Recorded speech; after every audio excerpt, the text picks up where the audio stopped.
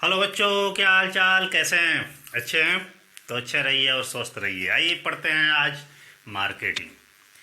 Marketing का ये MCQ question का आज तीसरा लेक्चर है, जिसमें फर्स्ट सेकंड और थर्ड तीनों पेपरों का मिक्स करके दिया जा रहा, अर्थात 51 नंबर क्वेश्चन से स्टार्ट है। पहला और दूसरा लेक्चर आप लोग पढ़े होंगे, काफ़ी इंटरेस्टेड था। आज तीसरा लेक्चर भी है, ये भी काफ़ी इंटरेस्टेड है, क्योंकि जो भी एग्जाम में क्वेश्चन आएंगे समझिए कि अब इससे बाहर कहाँ से आएंगे, उसी में से आएंगे। कुछ इधर उधर के भी क्वेश्चन दिए जाएंगे, अब बुक में से जितना एमसीक्यू बन सकता है उसमें से बनाया गया।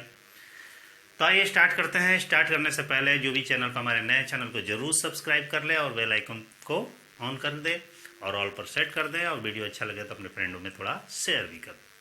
तो आइए स्टार्ट करते हैं marketing first second third mix paper. 51 number question का रहा है कि सेबी की स्थापना की गई। पहले जानते हैं सेबी क्या है। Security exchange board of India, ठीक ना। अर्थात सेबी की जो स्थापना हुई थी ये 1988 में हुई थी। इसका मुख्य काम यह था कि देश में जो भी शेयर बाजार हैं, जो इन्वेस्टर वगैरह हैं, अपनी प्रतिभूतियों को क्रय विक्रय करते हैं, अपना इन्वेस्टमेंट करते हैं शेयर मार्केट में, उनके हितों की रक्षा करने के लिए इसकी स्थापना की गई थी। उसी से रिलेटेड दूसरा क्वेश्चन है, सेबी ने अपना कार्य प्रारंभ किया। प्रश्न यह है कि सेबी स्थापित तो हुई थी 1988 में, लेकिन अपना काम कब स्टार्ट किया, कब किया? 1992 में किया। 53 नंबर क्वेश्चन का रहा है, सेबी का मुख्यालय है। सेबी का मुख्यालय मुंबई में है, बॉम्बे। 54 नंबर क्वेश्चन है, सेबी के अध्यक्ष की नियुक्ति की जाती है। तो सेबी के अध्यक्ष की नियुक्ति केंद्र सरकार के द्वारा की जाती है। एक टोटल ये 4-5 क्वेश्चन जो दिख रहा है वो पूरा शेयर मार्केट से है, अर्थात SEBI security exchange board of India के द्वारा क्वेश्चन है। इसी से रिलेटेड एक और क्वेश्चन है कि भारत का सबसे पुराना स्कंद विपणी कौन है, मतलब भारत का सबसे पुराना स्टॉक एक्सचेंज कौन सा है? तो वो बीएसई है, अर्थात बॉम्बे स्टॉक एक्सचेंज सबसे पुराना स्टॉक एक्सचेंज है, ठीक है। 56 नंबर क्वेश्चन का रहा है कि भारत में स्कंद विपणियों की निगरानी कौन करता है?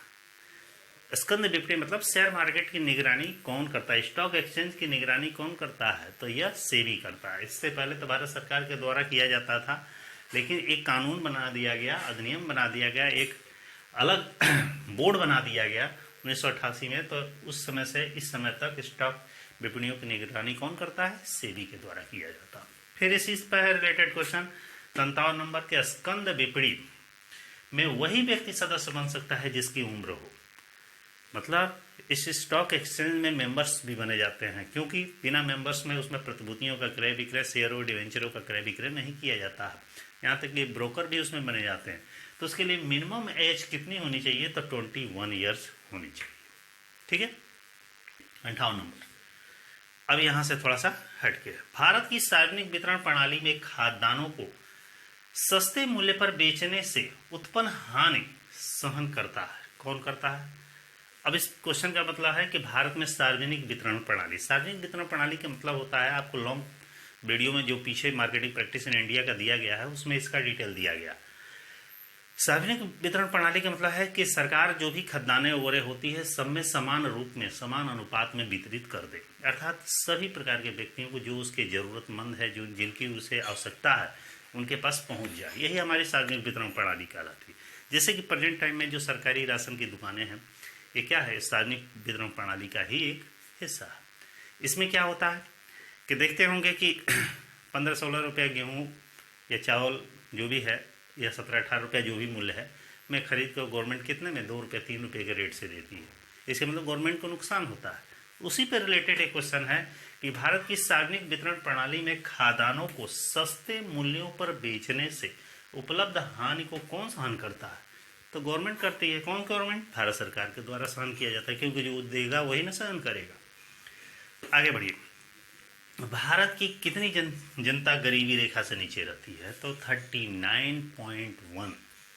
चूंकि नया संशोधित आंकड़ा अभी नहीं आया है, लेकिन फिर भी इसी के नियर अबाउट अभी भी पॉपुलेशन हमारे गरीबी रेखा से नीचे है। 60 नंबर क्वेश्चन कह रहा है कि किस फसल में बीमारी लगने की अधिक संभावना होती है? तो जितनी भी फसलें होती हैं, क्रॉप्स हैं, उसमें सबसे ज़्यादा कपास में बीमारी लगने की संभावना अधिक होती है। 61 नंबर क्वेश्चन कर रहा है कृषि आगतों में सबसे अधिक बिक्री किसकी होती है? तो जो भी एग्रीकल्चर इनपुट हमारे हैं उसमें सबसे ज़्यादा बिक्री किसकी होती है? उर्वरक अर्थात फर्टिलाइजर की होती है। ठीक है, आगे बढ़ते हैं।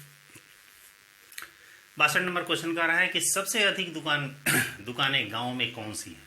मतलब गांव में सबसे अधिक कौन सी दुकानें, गांव हो या शहर हो, ऐसे समझिए कि सबसे ज़्यादा दुकानें कौन सी है? तो फुटकर दुकानें सबसे ज़्यादा है। भारत में सबसे ज़्यादा दुकानें कौन सी हैं?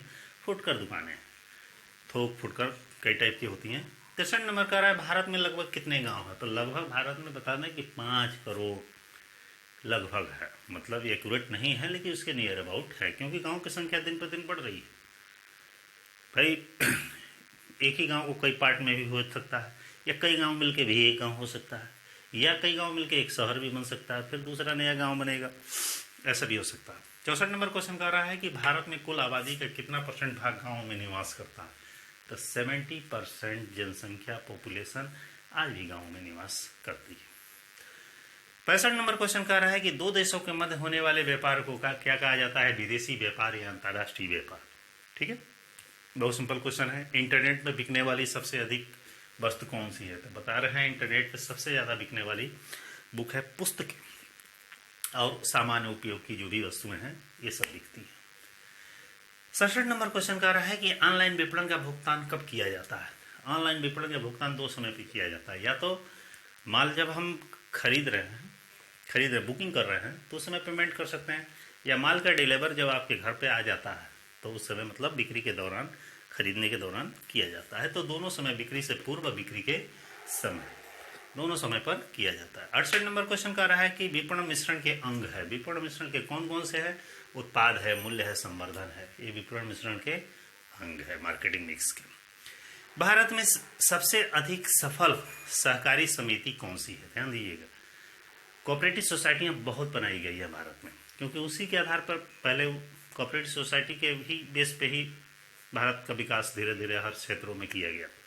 उपभोक्ताओं के हितों की रक्षा की गई, उपभोक्ताओं को सुविधाएं उपलब्ध कराई गई, चाहे वो किसान हो, मजदूर हो, या व्यापारी वर्ग हो, या कोई भी। लेकिन उसमें से सबसे सफल सहकारी समिति कौन सी थी? तो दुग्ध सहकारी समिति सबसे ज़्यादा सफल थी। नेक्स्ट क्वेश्चन 70 नंबर, उपज के श्रेणियन से क्या अर्थ है? उपज के श्रेणी का मतलब है उपज को गुणवत्ता के आधार पर बांटना।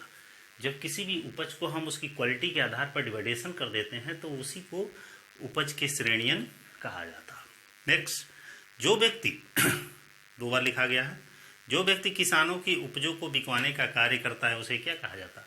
जैसे मान लीजिए कि गाँव का किसान है, उसका जो फसल उत्पादित हुआ, भाई ज़्यादा हुआ तो बेचेगा, तो एक पर्सन होता है, उसकी जो भी उपज है, अनाज है, उसको बिकवाने का कार्य करता है बड़े व्यापारी के पास, तो उसे क्या कहा जाता है? आढ़तिया। नेक्स्ट क्वेश्चन 72 नंबर का आ रहा है कि भारत में गेहूं की सबसे बड़ी उपज मंडी या उपज विपणी कहाँ पे है? तो भारत की सबसे बड़ी उपज विपणी या उपज मंडी हापुड़ में है। नेक्स्ट क्वेश्चन है कि 73 नंबर, हेजिंग का अर्थ है। हेजिंग का अर्थ होता है प्रतिशोधात्मक बाढ़ लगाना।